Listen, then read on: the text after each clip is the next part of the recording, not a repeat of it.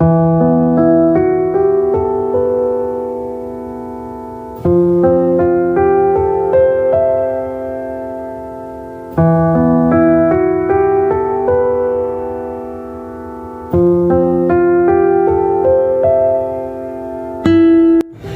इस फिल्म के लिए मुझे ऐसा एक एक्टर चाहिए था जो एकदम मिट्टी के बहुत करीब हो और जो किरदार है उसमें एकदम घुल मिल जाए।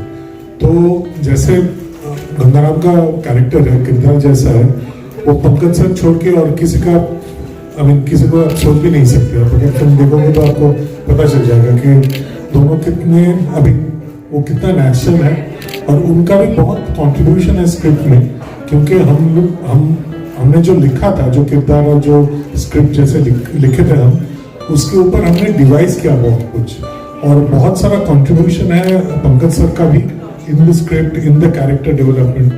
तो कोई किरदार के साथ एकदम घुल मिल जाए तो ही ऐसा हो सकता है कि ऐसे सजेशंस आ सकते हैं, ऐसे कंट्रीब्यूशन हो सकता है। जंगल में रहना ही मजेदार था।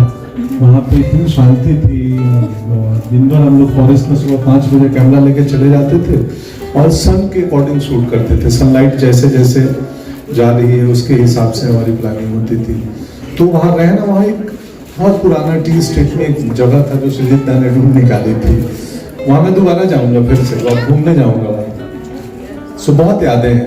वैसे भी मैं जंगल पसंद, हम दोनों जंगल पसंद व्यक्ति हैं। पिछली बार बात हो रही थी तो मैं पन्ना नेशनल पार्क में था, ये तड़ोबा नागपुर में थे। तो वैसे ही जंगली टाइप के लोग हैं। सर, आप कंटेंट फिल्मों के किंग माने जाते हो और ये जो फिल्म बनी है ये एकदम रियलिस्टिक फिल्म है, तो आप कितना जुड़ा हुआ महसूस करते हो इस फिल्म से? ऑफ कोर्स, क्योंकि मैं असली दुनिया से आता हूँ। आधा जीवन मेरा गाँव में गुजरा है, तो इसमें जो परेशानियां हैं, जो कॉन्फ्लिक्ट है, वो मैं करीब से देखा हूँ। हमारे यहाँ जंगली पशु तो नहीं आते थे, पर नीलगायों का बहुत ये रहता है इन दिनों बिहार के जिस इलाके से मैं हूँ। तो मेरे लिए ये मुद्दा या ये घटनाएं या ये भावनाएं थोड़ी जानी पहचानी थी। मुझे अलग से प्रिपरेशन या उसकी अलग तैयारी करने या अखबार में पढ़ने की बात नहीं है। मैं इन परेशानियों से स्वयं भी गुजरा हूँ। सर, आप काफी सेंसिटिव एक्टर भी हो, जैसा कि हम सभी जानते हैं। तो किसी किरदार को निभाने के बाद जब फिल्म खत्म हो जाती है, उस किरदार का कितना प्रतिशत हिस्सा आपके अंदर रह जाता है?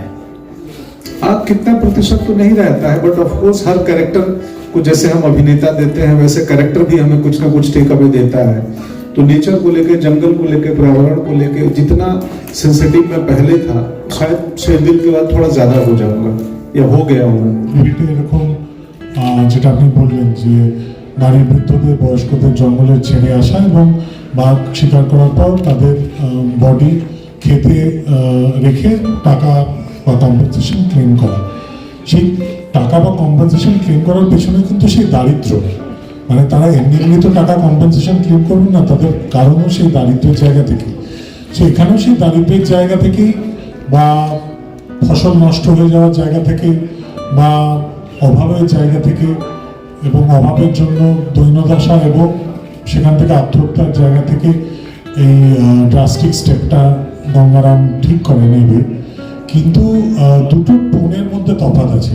যে খবরটা আমি পড়েছিলাম সেটা ভয়ঙ্কর, দুঃখজনক, ট্র্যাজিক, একটা মরবিড গল্প।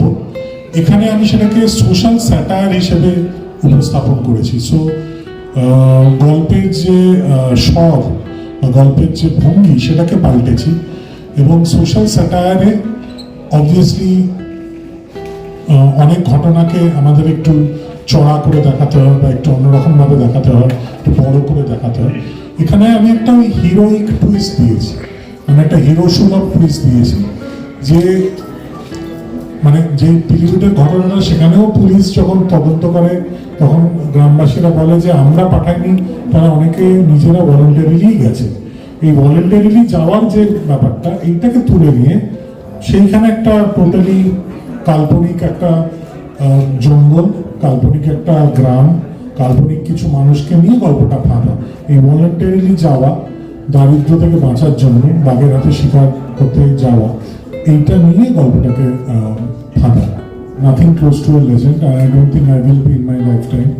Awards, be it national awards or Filmfare awards or BFG or whatever, these are just byproducts or side effects of telling a story in a particular way. Actually, so is box office success or even the International Film Festival nominations which my films get.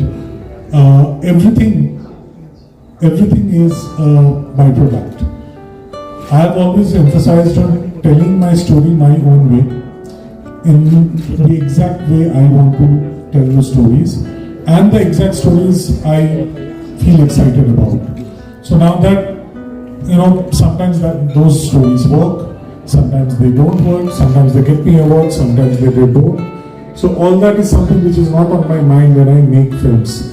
My sole focus or sole motivation to make films is to tell stories which are very close to my heart, exactly in the way I want to tell them. So apart from that, everything else is a byproduct. बहुत क्या क्या पका के खिलाए? तो shooting पे हमारे एक बहुत इम्पोर्टेंट पार्ट था फिल्म में फूड। सो बहुत अच्छा खाना मिलता था जो आमतौर पे जो बॉम्बे के कैटरिंग है हिंदी वहाँ पे नहीं मिलते हैं। तो काफ़ी बंगाली खाना हमने आलू पोस्तो, चौचड़ी, सब कुछ पौसा मांसो सब वहाँ बंगाली खाना हम लोग रोज खाते थे। সুচিতা কেমন লাগলো পঞ্চদা খাবার রান্না করা? উনি খুব রসিক মানুষ, খাদ্য রসিক এবং রসিক দুটোই।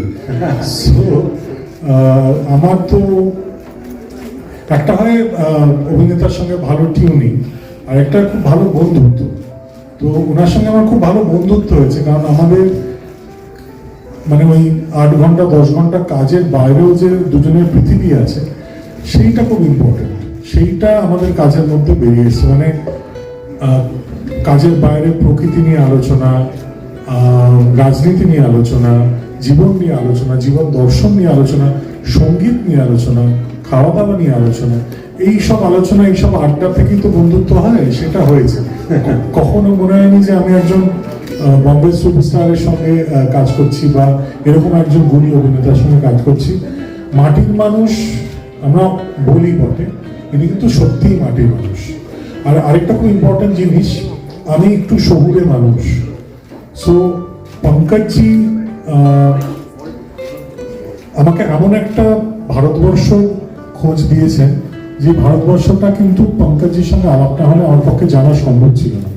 এবং সেই ভারতবর্ষটা উনি চেনেন খুব ভালো করে বলেই কিছু কিছু সিনে উনি কিছু কিছু অ্যাড করেছেন বা কিছু কিছু ডায়লগ ইম্প্রোভাইজ করেছেন বা বলেছেন যে এইটা যদি তুমি এইভাবে করো বেটার হয়, কারণ গ্রামে বা জঙ্গলে অ্যাকচুয়ালি এইভাবে হয়।